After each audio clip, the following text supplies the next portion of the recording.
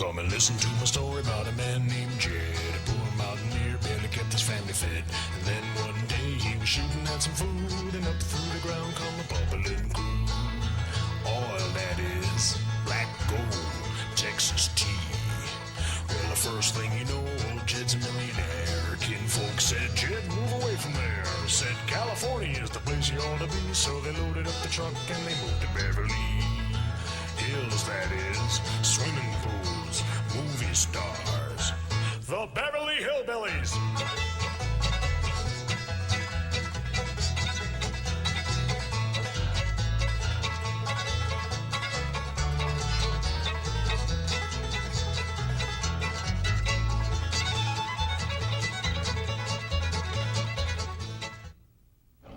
Well, howdy. Well, now, ain't that handy? What's that, Pa? Way the road takes a bend in here, runs right by the front door. No, Mr. Clampett, this is your driveway. It goes with the house. Is this thing a house? Oh, yes, indeed. It was built by John Barrymore, one of our finest actors. Pretty fair stonemason, too. Hey, Jed! This here is dandy soil. Fine, Granny. We'll commence plowing tomorrow. But this is Beverly Hills. Dirt is dirt. Yes, I know, but why don't we look around inside, eh?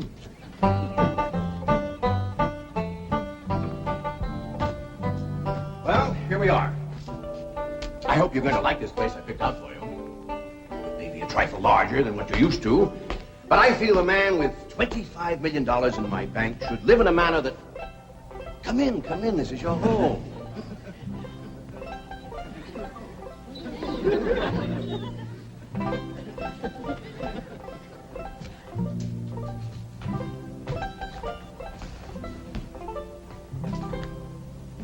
As I say, it may be a bit more than you're used to, but I'm sure you'll be comfortable.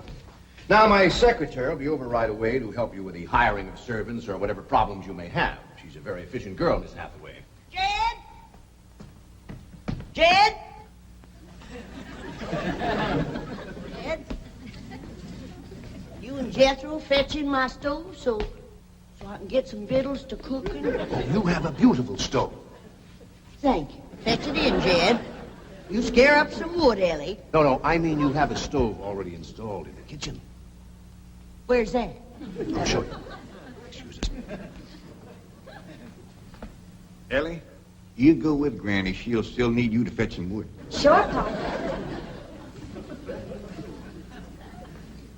Uncle Jed, guess what? There's a whole nother house up here. Jethro, come down from there. Like as not, that belongs to somebody else. Darn. This is your kitchen. Oh, and here's the stove. The last word in food preparation. And speaking of food, you'll find everything you could possibly want stored right in here. See? Huh? Well, I'll leave you ladies to your culinary delights. Au revoir. Bon appetit. Talks gibberish. You set a great deal of store in this here stove, Granny. Well, we'll see. Elly, you run out and fetch some wood. I'll get a fire to going in here and we'll see. Jethro, I hope it's all right for you to be missing school. Oh, sure, Uncle Jed. They ain't straight in the 5th grade. You're in the 5th grade already? Starting this year. Don't seem like no time at all since you went with your ma to get you started in the 1st grade. You was 6 years old. No bigger than that. We drove clean over to Oxford so you could go to the same school your pa went to. You wouldn't know that town today, Uncle Jed. Oxford? Yes, sir. Well, that town has growed and spread out and built up and just kept getting bigger and bigger. Where today, why, I bet you there must be at least 3 or 4 dozen people living there. A place like that's all right to visit, but I wouldn't want to live there. Do you have any assistance? No, thank you, Mr. Drysdale. We were just talking about Jethro here getting back to school. Oh, Well, we have some excellent educational facilities out here, Mr. Clampett. Where do you go to school, Jethro? Oxford. Yeah, you see, Jethro's ma, that's my cousin Pearl. She married an Oxford man, so naturally Jethro, he goes to school there, too. I'm the champion crawdad eater. At Oxford? Jethro put away 3 buckets of crawdads. 4. And he's learned to cipher and everything. Cipher some for Mr. Drysdale. 1 and 1's 2. 2 and 2's 4. 4 and 4's 8.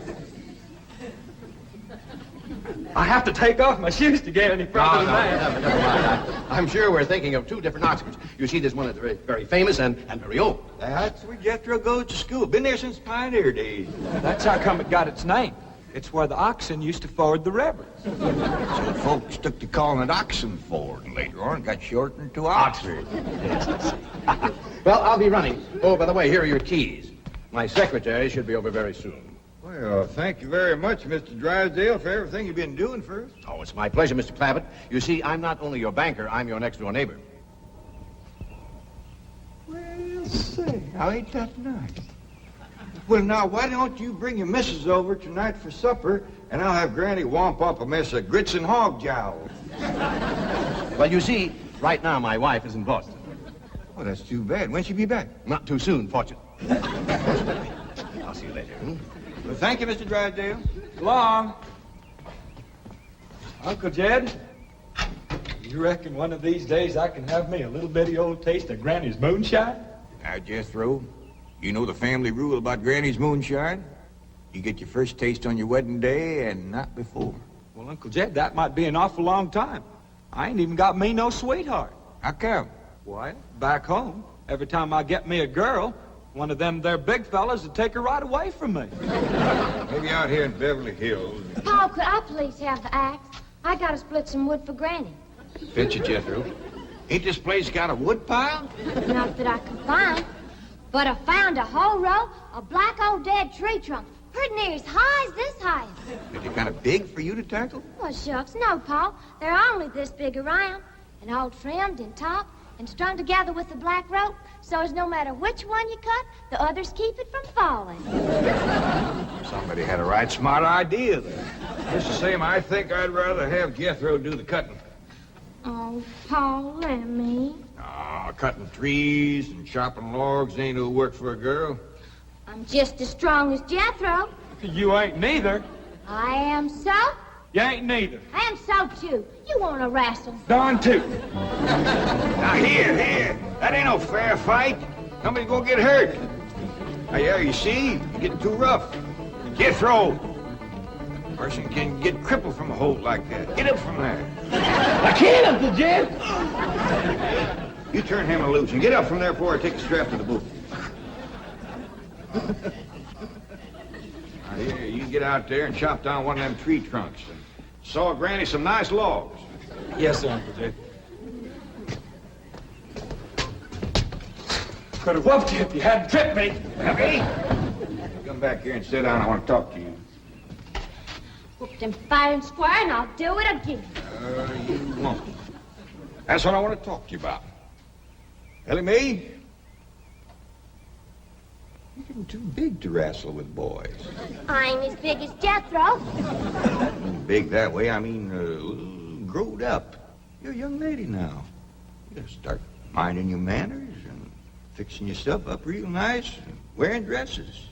Paul, folks would call me a sissy. It ain't sissy for girls to act like girls. You see, Elly, I raised you like a boy, and I was wrong to do it. I reckon every man liked to have a son, and you was my only young'un. And when your ma passed away, I just decided to turn you into a boy. By the time Granny come to help out, you was too wild to tame. By thunder, you could outrun, out-climb, out-fight, and out-shoot every boy in them hills. I still can, Paul. Yeah, but it ain't fitting. It ain't right for folks to go against nature. Now look at old Duke. Reckon we could turn him into a cat? Of course not. That's right. Because nature made him into a dog. It's the same way nature made you into a girl. Here lately, she's getting more and more positive about it. You mean my ears is grown? No, nothing like that. You're pretty. Oh, Pa. I know you don't like it when I say that, but you like it when the young fellas around here come in saying it, and they will. Only they'll probably be using words, fancy words I won't even understand. But Elly May, ain't nobody can ever tell you how pretty you really are except me. You're the living picture of your mom.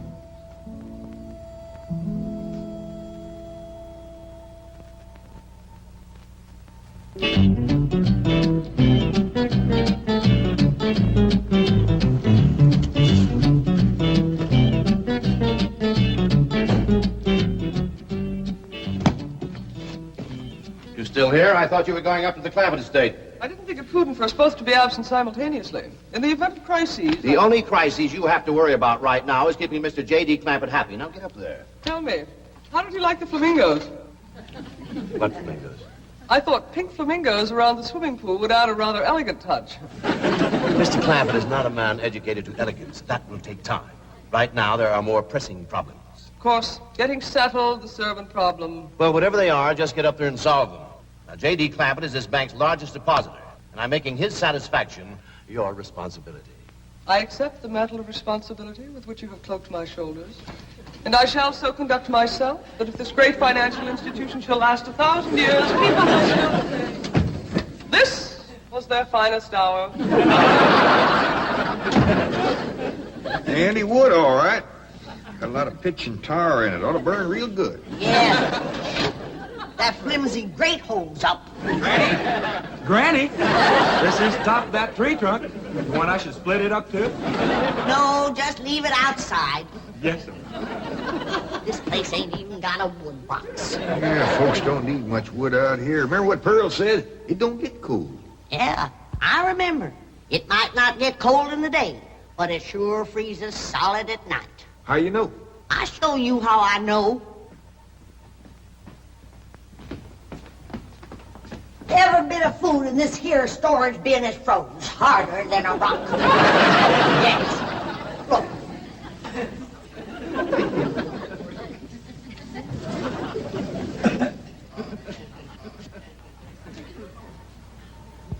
Mighty thin-skinned hog.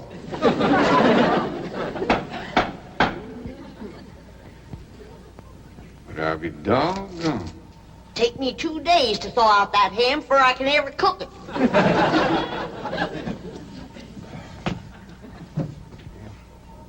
People ought to know better than store food up against the north wall. Why, we'll dig us a root cellar and we put all this stuff in it. Jethro, go on out there and catch us a chicken. Okay, Uncle Jay. How you know we got chickens? Place this size is bound to have chickens. Ain't all frozen.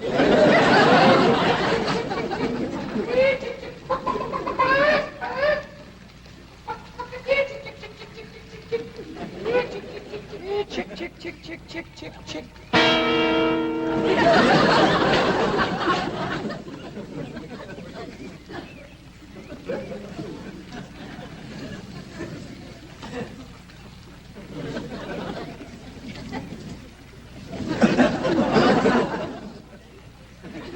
I keep a chicken.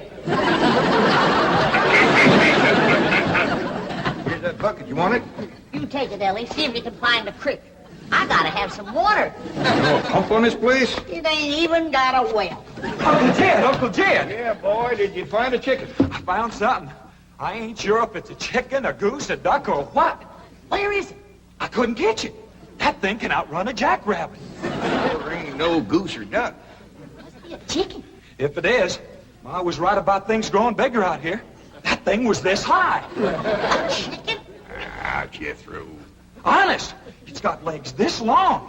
Gibby's on the drumstick. Drumstick ain't much. Whoever gets that neck is eating from now on. It commences here and runs plumb up to here. You ain't forgot what I said about Granny's jug of liquor. I ain't been at Granny's jug. You have your in for it. Honest, cross my heart. Where'd you see this chicken? Down by the cement pond. Cement pond. Uncle Jed, that pond is the fanciest thing you ever did see. Why, they is steps. So's the cattle can walk right down into it and get a drink. And up at one end, there's a lady standing there made out of rock.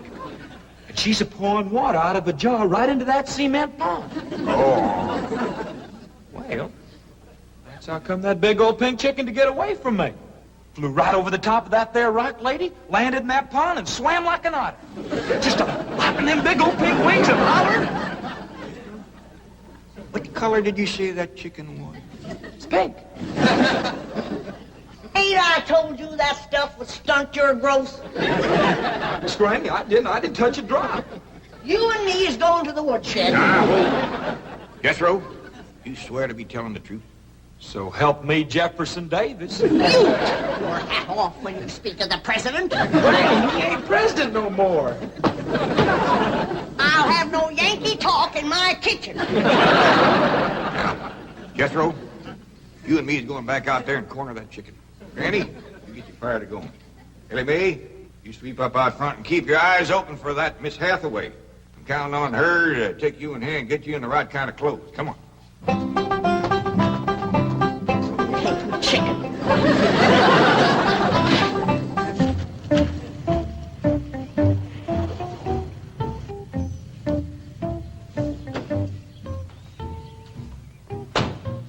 You there, young man. I ain't a young man, but I sure do thank you for thinking so. Good heavens, you're a girl. Yeah. I'm Jane Hathaway, executive secretary to Mr. Drysdale. And you, I take it, are a domestic of some sort? Cleaning girl, housemaid? Just what are your duties with Mr. Clampett? Well, he sent me out here to sweep up, but he said you'd take me in hand and get me in the right kind of clothes and everything. Indeed, I shall. We have a complete servant's wardrobe from chef to chauffeur. Come with me. What in the name of Thomas Chippendale is this? Has Mr. Clampett seen this disgraceful and unsightly mound of debris? Oh, yes, ma'am. This is all his. Oh, what charming antiques. Just like you said, Jethro. Rock lady pouring water into a cement pond. Yes, sir. And over there's where I seen that great big pink chicken. Only thing is, it don't sound like a chicken. It makes a kind of hollering noise.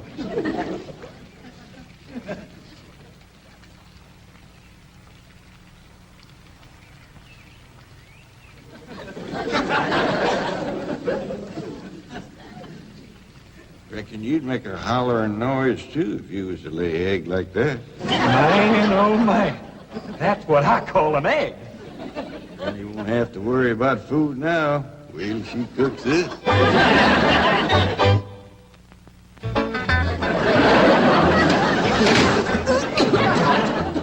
That blame city stove don't draw worth nothing. Granny, look at this egg. What's all the smoke? Stove don't work. Probably just a stuffed-up flue. Ain't got a flue, ain't even got a stovepipe. Well, I'll get the shovel and a hoe and rake it out of there. Here, you keep this egg.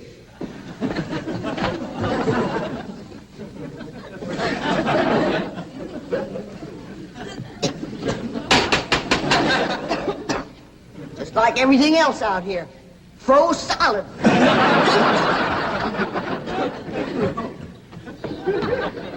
Really, my dear, you look quite charming. Well, I feel like a dead blamed fool. Oh.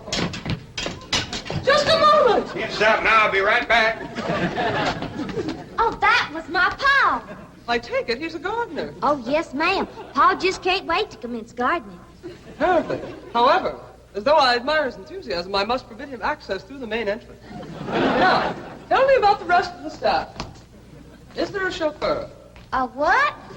Someone who does the driving. Oh, yes, ma'am. That's Jethro. Of course, I don't reckon he can stay around very long. He's got to get back to Oxford and go to school. Oxford? He attends Oxford University? Well, he just calls it school. Pa went to school there, too. Oh, yes. Old school time. Great pride, those Oxford men. Sorry I couldn't stop before. Granny was having trouble in the kitchen. Pa, do I have to wear this here stuff that Miss Hathaway... No, there can be no appeal from Mr. Clampett's orders. Thank you, ma'am. Glad to see you taking a firm hand. Elly May, that's right pretty. Makes you look taller. She's got me walking on pegs. We'll run in and show Granny. And get rid of those old clothes, dear. Granny, I presume, is the cook. Yes, ma'am, but she ain't too happy about it right now. I shall deal with her directly. Now, let's see. Maid, gardener, cook, chauffeur. Oh, I understand Jethro is an Oxford man. You bet he is. I'm quite anxious to meet him. Don't blame you. Fine-looking young feller. Single, too. And he's on the lookout for a girl. I am only interested in the intellectual rapport which I would naturally have with an Oxford man. I presume you went to Eton as a boy. If I know Jethro, he went to Eton the minute he was born. Yes, of course. I suppose his father matriculated him. I kind of think maybe it was his ma. Oh, well, no matter. At any rate, he's an Eton man. That he is. Matter of fact, Jethro won the Eton championship. Oh, marvelous. What was he champion of? Eton. Yes, I know. But what was it? Cricket? Oh, no, it was crawdad. I don't think even Jethro'd eat crickets. I was referring to the game of Kid, Kid, where's the axe? I'll bet you, Granny. You talk to Miss Hathaway. And just why does Cook need an axe? I've hit this with everything I could lay a hand to. I even whomped it with an iron skillet. You are supposed to hit it with a croquet mallet. All right, where is it? I don't think I'll tell you. There is a time for work and a time for play. Now then, what are we cooking for Mr. Clampett? Well, I don't know what you're cooking him, but if he wants any victuals from me, somebody better shoot a possum. Possum? You got a better idea? But of course, a nice big fluffy souffle. All right. You shoot it and you skin it. You don't even know what a souffle is. What kind of a cook are you? I'm a cook with a stove that don't draw, food that's froze solid, chickens that can't be caught, eggs that can't be broke, and a smart alecky city woman telling me my business. That's what kind of a cook I am.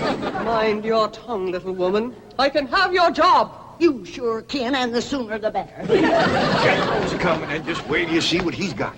Thank heaven. Now I can have an intelligent conversation. Look, Granny, I caught that big chicken. I hope it ain't as tough as its egg. That is a flamingo. Oh, no, ma'am. That's my nephew, Jethro. Jethro, say hello to Miss Hathaway. I didn't mind him. That's the ding dangest chicken you ever did see. You go to school at Oxford? Yes, ma'am. I'm in the 5th grade. Stop dragging and wring that chicken's neck. Elly May! No, stop, you barbarians. Don't harm one feather of that beautiful bird. I've taken just about as much as I'm going to take from you. Yeah, Granny. Elly, you get the fire going under the big kettle outdoors. Young lady, where is your maid's uniform? I ain't going away. Oh, yes, you are. No, I ain't. Oh, yes, you are, if I must subdue you forcefully. I wouldn't try Hang that. on to me. Don't. Tried to tell you. Let me go. You trust me. I'll set on her, Elly. You get the fire to go. Now, here, Granny. Come on, let her up. Get off of her. You are discharged. All of you. Sacked. Fired. You are the most incompetent, insubordinate, belligerent group of domestics it has ever been my misfortune. Hathaway! Ah, Chief, you're just in time to help me take disciplinary action. You're fired. I've already told them. Not them, you. These people are the Clampetts. Clampett? Yes, that's right. Now go back to the office and pick up your severance pay. You are through. Now, Mr. Drysdale, hold on a spell. I reckon there's been a kind of a misunderstanding. But this little lady's been a right big help to us. Why, she fit in just like one of the family. Matter of fact, her and me is going out hunting. Ain't that right, Miss Hathaway? Yes, indeed. Yeah. Jethro, you can take that pink chicken back out to the cement pond. We're going out and shoot us a nice, big, fluffy souffle.